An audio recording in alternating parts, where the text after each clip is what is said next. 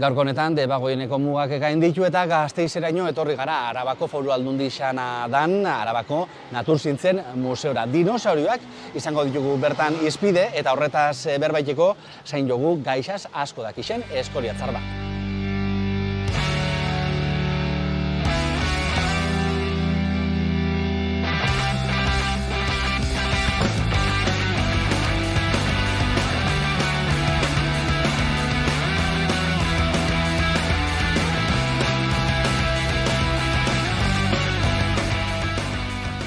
Erik Isasmendi, kaixo? Bueno, paleontologoa zaitugu zu Erik, Laizter, paleontologian doktoria, izan be, tesisa zabitziken eta dinosaurioen inguruko tesisa. Hori da, bai, nik dinosaurioak ikertzen ditut, dinosauro teropodo edo haragijaliak eta bereziki Euskal Herriko, Errioxako eta Hueskako dinosauro haragijaliak ikertzen ditut. Euskal Herrikoak, hemen be bauzen orduan dinosaurioak? Hori da, bazazen. Euskal Herria garai hortan ezberdina zen, baina hemen be bizi izen ziren.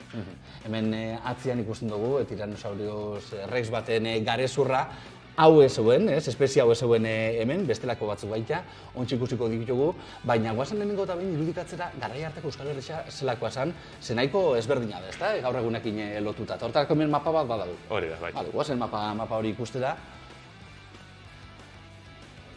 Hementxe, gaur egun, zela dan mundua, hau, zela zen, oindala zenbat? Hori da, 70 milioi urte inguru Kretazeo garaian. Eta hemen ikusten duguna da, Europa egongo litzaken leku hau oso ezberdina dela, ezta gaur egunekiko? Hori da, garai hortan Europa irla artxipelago bat zen, esan gaur egun ezagutzen dugun kontinentea, eta bertan dinosaurioak bizi izango ziren irla horietan. Eta gu gutxi gora bera hementxe egongo dira, Hori da, ezta? bai.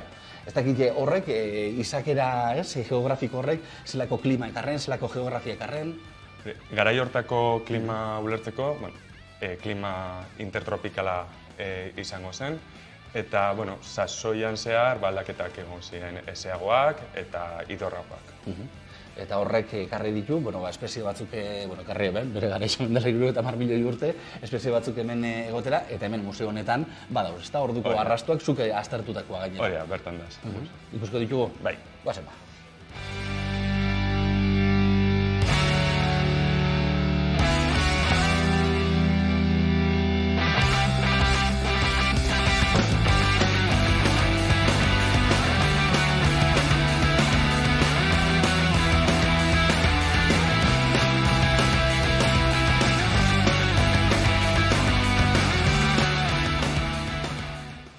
Eta hemen txerik orduan, Euskal Herrixan topautako hainbat dinosaurioen azur, dinosaurioak eta bestelako animalixak baita, lainuko aztarnategi izan.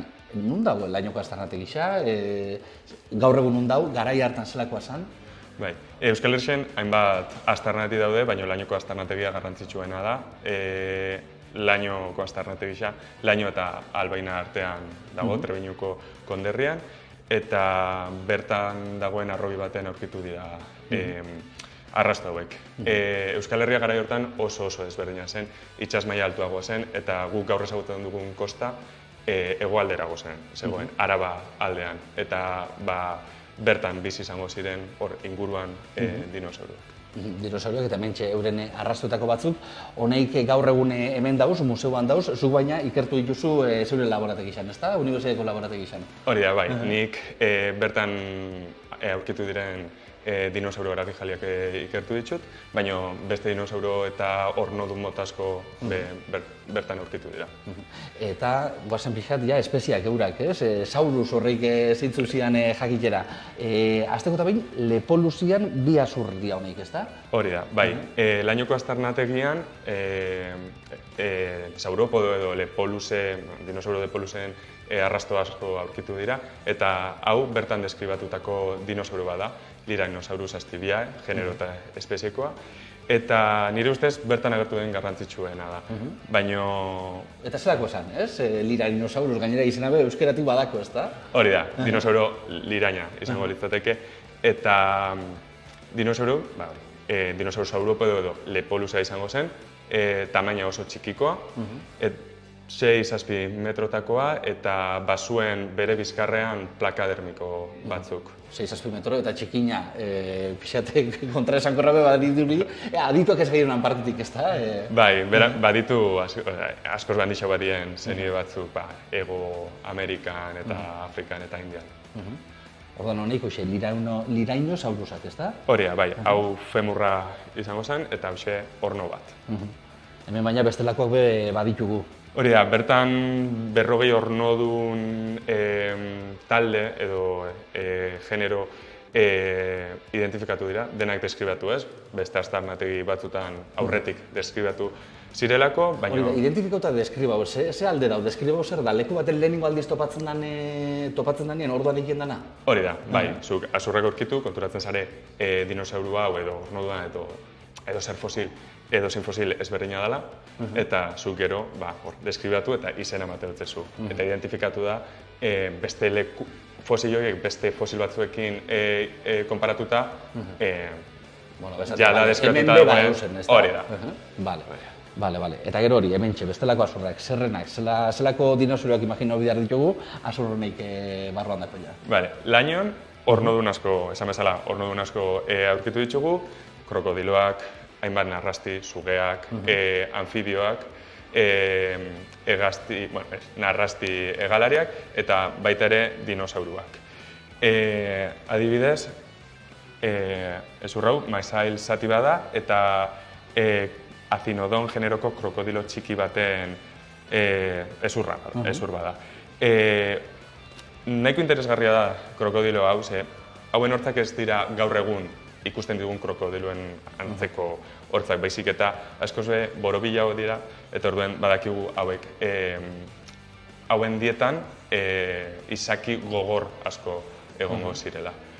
Hori da, zenbat informazioa daiteke azur bakar batetik, ez da? Hortz batetik edo, esazuk esan duzuna, masail ezur zati txiki horretatik? Asko, lehenik eta behin, posible bada identifikatzea generoa edo espezie edo taldea.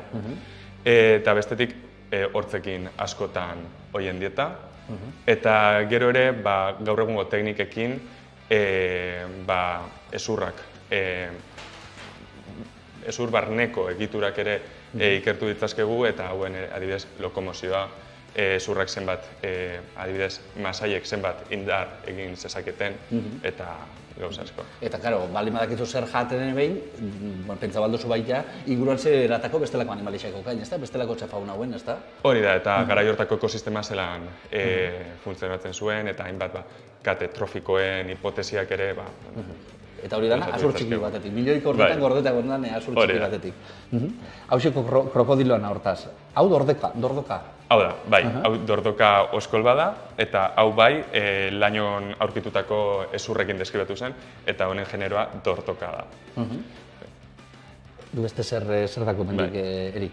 Hau ja dinosauruak izango ziren, eta alde batetik hemen dinosauro aragijala baten hortzak ditugu. Hauek, nire ikerketan ikusi dut Arkovenator generoko dinosaurua diela, Arkovenator abelisauro bat da.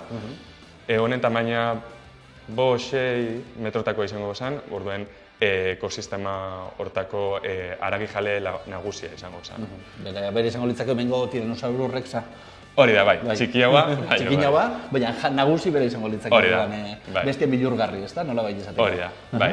Hauxe fibula da, edo gure peronearen ekibalentea, eta badakigu aragijale batena dela, baina oraindik ez dakigu ze dinosauro aragijale taldetakoa dan. Eta hemen aldaka bat, bokor bat. Hori da, bai, hau ankilosauro baten aldaka da, ankilosauroak tanke itxurako dinosauro dira, euren buruan, bizkarrean eta izatzean plakak edo osteodermoak zituztenak, eta garai honetan ere nahiko ugariak ziren Iberiar Penintsulako ekosistemetan. Eta bukatzeko horiek ukiko gelituzke, ez da? Bai, hauek ez die dinosauro baten ezurrak, baizik eta narrasti hegalari baten ezurrak, pterosauroak. Kuriosua. Ez da imaginaru, zuge bategaz edo zela... Askotan agertu dira Jurassic Park pelikuletan eta egaz egiten zauden narrazio ezien, baina askotan pentsatzen dugu dinosaurua diela, baina ez die. Osea, ez die zenidea dia, baina ez die dinosauruen barnea agertzen.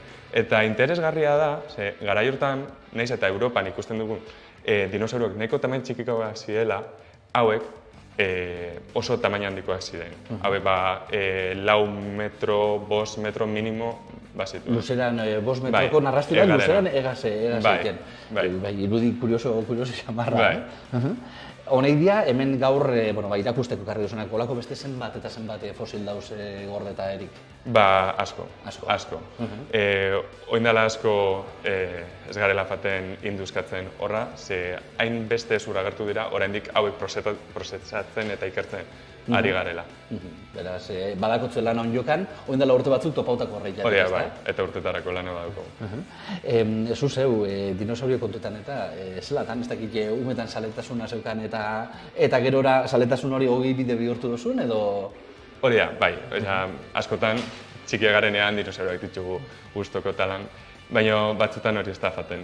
Eta, nik UPV-en geologia ikasi nauen, masterra Zaragozan, eta ointxe bueltan hau UPV-en eta dinosauroekin jarraitzen. Eta dinosaurioen inguruan badakigu, esan duzu, informazio asko atara aldala, baina zer da gehiago, dakiguna ala ez dakiguna? Ez dakiguna. Ez dakiguna. Azkenien erregistro fosila ez da osoa, orain guk bakarrik erregistroren zati batzuk ezagutzen ditugu, eta oraindik asko dauko ikertzeko. Beraz, lana badakotzu, ez da? Bai. Eta esan dugu, Iberiar Penintsulan zala artxipelago baten parte zala, ez da? Irla bat, nola bait, zela heldu zian honek danak ona. Zela nondik hemen aurkitzen ditugunak munduko beste leku batzutan aurkitzen ditugu? Nire ustez, garai hortan Europa, eta Iberiar Penintsula eta Frantzia, laborategi bat ziren. Bertan, hemen betidanik egondako dinosaurio bat bizi ziren, eta gero, Kretazeoan zehar, estai batzuetan migrazioak egon ziren hegoaldeko kontinentatik, Hego Amerika, Afrika eta Indiatik ona etorri ziren dinosauroak, baina baita ere Ipar Amerikatik eta Asiatik. Beraz, hau, koktelera bat moduan esan geikedanak hemen pilatzen zialan. Bai. Eta gero hori, ez? Itxasuak maila ezberdinak dako eta horrepe albidetatuko ben, ez da, bidaiatzia. Hori da, bai. Kretazeoan zehar, itsas maila aldak Kretazeoan milioi urte asko ditu. Orduen, itsas maila aldaketa anitz egon ziren, orduen gare batzuetan erresagoa zen dinosauruak ona etortzea edo migrazioak agertatzea. Erik, bukatzeko esan dugu lehen, ez? Dinosaurioen inguruan jokan asko dagoela, gehiago dela jakiteko dagoena, dakiguna, baina dinosaurioak danak irudikatzen ditugu, baina Jurassic Park moduko pelikulei esker fixatu bigara, holakoak ziren edo ez? Ez eta bai.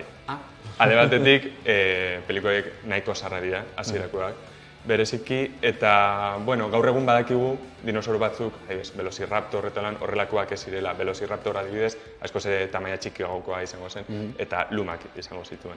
Baina, nire ustez, labore honein dago gizartean, eta, zientzia hau ezagutzera emun dago. Eta zaletasuna piztu be baita, ezta? Bai, nik ikusitako lehenengo pelikula izan zen, eta betxu hemen dago. Betxu zertan bukatu, gustora orduan. Erik Izasmendi, eskerrik asko benetan gaur geure geu hartzearen eta hori danek azaltzearen. Bale, zuei.